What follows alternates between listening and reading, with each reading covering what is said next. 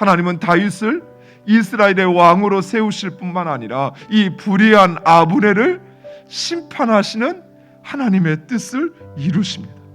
이처럼 최종적으로 하나님의 뜻만이 이루어진다는 사실을 우리는 분명히 확신해야 합니다. 인간이 아무리 발버둥 치고 철저히 계획을 세운다 할지라도 인간의 계획은 실패할 수밖에 없습니다.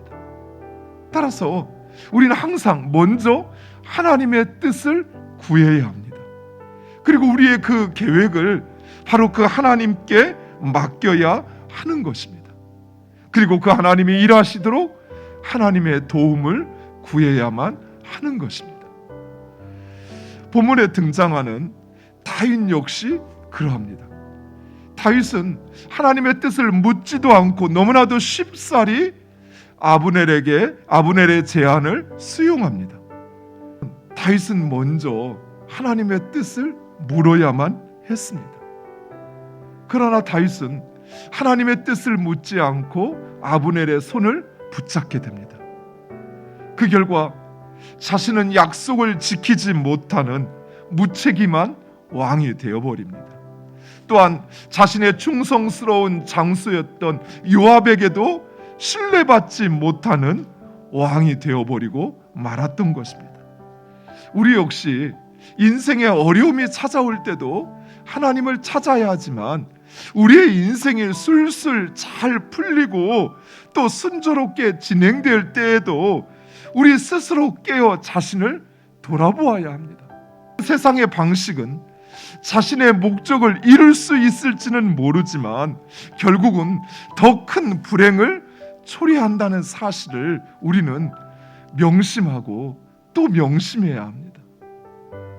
왜냐하면 우리도 바로 이런 세상의 방식에 너무나도 쉽게 유혹당하기 때문입니다. 내가 무엇인가 이루고자 하고 또 그것을 내가 얻고자 할 때 나도 모르게 그 모든 것을 합리화시켜버리고 그리고 그 방법이 어찌 됐던 목적을 이루는 것에 우리의 마음이 가는 거예요. 하나님의 방식은 정직하고 진실을 구하는 것이에요. 때로는 나도 모르게 거짓말할 수 있어요. 때로는 나도 모르게 숨길 수 있어요. 그러나 깨달아졌을 때 내가 거짓말했다는 사실, 내가 숨겼다는 사실을 깨달았을 때 오히려 그것을 정직히 고백하고 용서를 구하는 것이 하나님의 방식인 것입니다. 사랑하는 성도 여러분, 우리가 고백하는 것처럼 우리 하나님은 이 땅의 창조주요 주관자이십니다. 이 말은 오직 하나님의 뜻만이 영영이 서게 된다라는 것이에요. 오직 하나님은 하나님의 방식으로 이 세상을 이끌어 간다는 것입니다. 따라서 우리는 바로 그 하나님의 뜻을 구해야 돼요.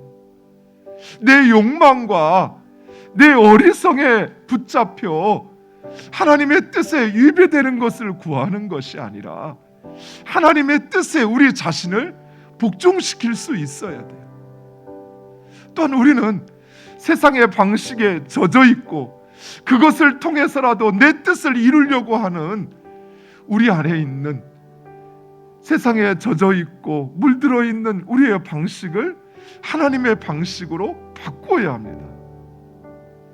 그래서 내 마음에 수단과 방법을 가르치려고 하는 마음이 찾아올 때 그 하나님의 뜻을 구하고 그 하나님께서 이루신다는 사실을 다시 확신해서 하나님이 원하시는 방법으로 해야 돼요.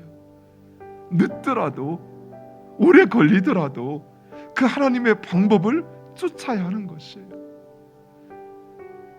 또한 내 마음에 원망과 불평의 마음이 찾아들고 또 내가 받은 그대로 되돌려주고 싶은 마음이 내 안에 치솟아 오를 때 그 분노를 잠재울 수 있어야 돼요.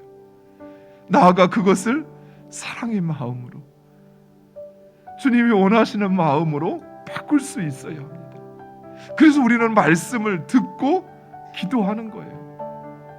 하나님 앞에 내 욕심, 세상의 헛된 것 그거 모두 내어놓고 주님 주시는 마음으로, 주님 주시는 생각과 그 방법으로 내가 충만케 해달라고, 그것을 따라 살아갈 수 있게 해달라고.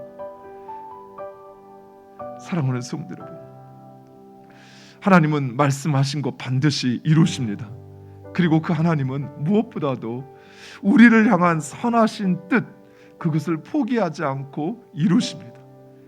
그 하나님, 그분의 뜻을 구하고 또 그 방식을 따라 살아가는 여러분 되시기를 간절히 축원드립니다.